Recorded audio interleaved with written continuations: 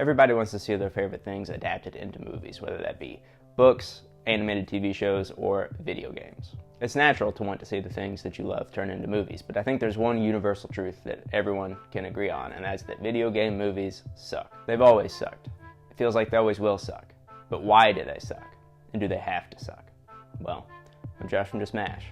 Let's figure it out.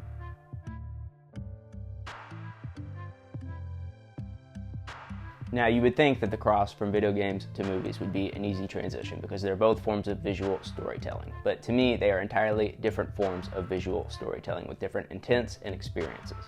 Now, books, for example, are a very different form of storytelling than movies. They're very different experiences, but I think books lend themselves to movies better than video games because they have similar intents. In both books and movies, you're being told a story. They are the storyteller, you are receiving the information.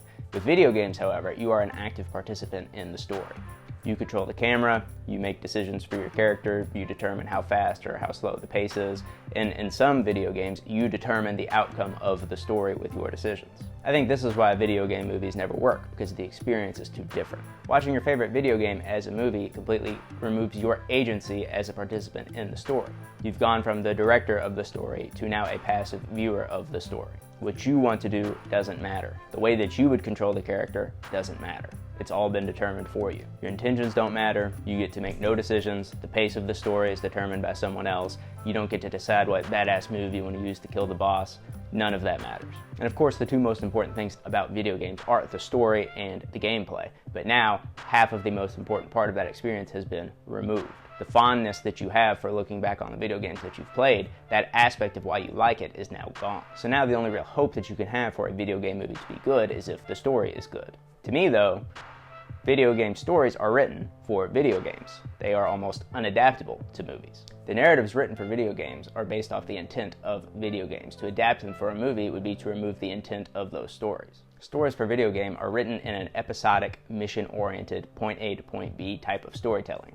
They're objective-oriented, you're doing random missions. The pacing of those stories and the way that they're told to you is controlled by you. You could do a 12-hour gaming session or you could do a mission a day. The pacing is really determined by what your stamina for the story is. These stories are also written for the long form of storytelling. They're not supposed to be condensed into 2 to 3 hour settings. Because they're so much larger and there's so many things contained within the story, there's side quests, there's customizable elements, all of this stuff, they just can't be adapted into a 2 to 3 hour movie. So much of the game would have to be cut out to fit into that movie, which creates another reason why people don't like them, because you're not going to be able to please everybody. But these are reasons why I don't think video games work for movies. I think they work for TV shows. Going back to what I said, video games are built off of episodic, goal-oriented types of storytelling. Each mission has a point, they all accumulate over time, and they tell a grander story at the end. Historically, this is what TV-oriented storytelling has always been. 30-minute to hour-long episodic self-contained episodes that overall contribute to a larger story. Each episode has a title, a mission, things that happen within that episode. This doesn't translate to movies in the same way. Scenes don't work like episodes of a TV show do. Video games are written for the sequential format of storytelling, and the other thing is, with TV shows, you can control your own pace. Whether you watch a show while it's released once a week, or you binge it, or you watch 2 episodes today, 3 episodes next week, whatever. It's determined by you. It's not the same as pausing a 2-hour movie. And recently even, we've had The Last of Us, Fallout, Arcane, Twisted Metal. There's plenty of examples of very successful and well-received TV shows based off of video games. Now, the quality of these films aside, the 2 most successful video game movies of recently have been the Minecraft movie and Five Nights at Freddy's. To me, they're successful because they're completely different forms of storytelling within video games. The Minecraft game is a sandbox game. You determine the story, you determine what you do, you determine how you play. It's completely different, and the movie leaned into that. The movie said, hey, we're a video game movie. We're taking you into the world of Minecraft, the video game.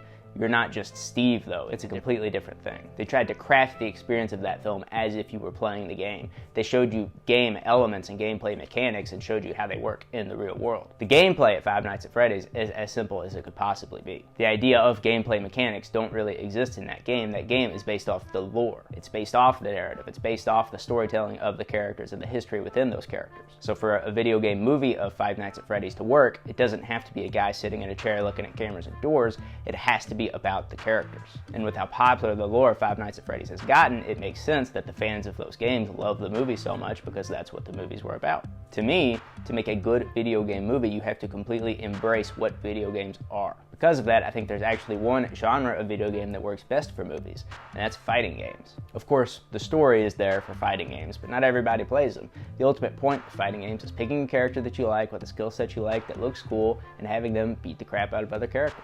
Mortal Kombat and Street Fighter do have storylines, but I think people care a lot more about playing as Scorpion versus Sub-Zero than they do about the actual story of the tournament. I think as long as you adapt the major aspects of those stories, but ultimately lean into these are cool looking characters that look like the video games, doing badass moves from the video games and fighting each other, people will like them. Now that's not me saying that historically we've had good fighting video game movies, because we haven't necessarily, but I think if there's any style of gameplay that lends itself to a movie, it is the fighting games. Ultimately, to understand the video game movie, you have to understand both video games and movies. You have to have respect for both mediums. You have to understand what both mediums are and how people interact with them. So now the question is, can video game movies be good? Well, to me the answer is rarely, but yes, I do think they can be good. As long as the intent is there and the understanding is there, anything can happen. Now, if you completely disagree with this, that's awesome. Just be sure to let me know in the comments. Let me know what you think the best and worst video game movies and TV shows are. Let me know what you thought of the Minecraft movie, of Five Nights at Freddy's, The Last of Us, all of these most recent video game adaptations. I'm Josh from Just Mash. Until next time.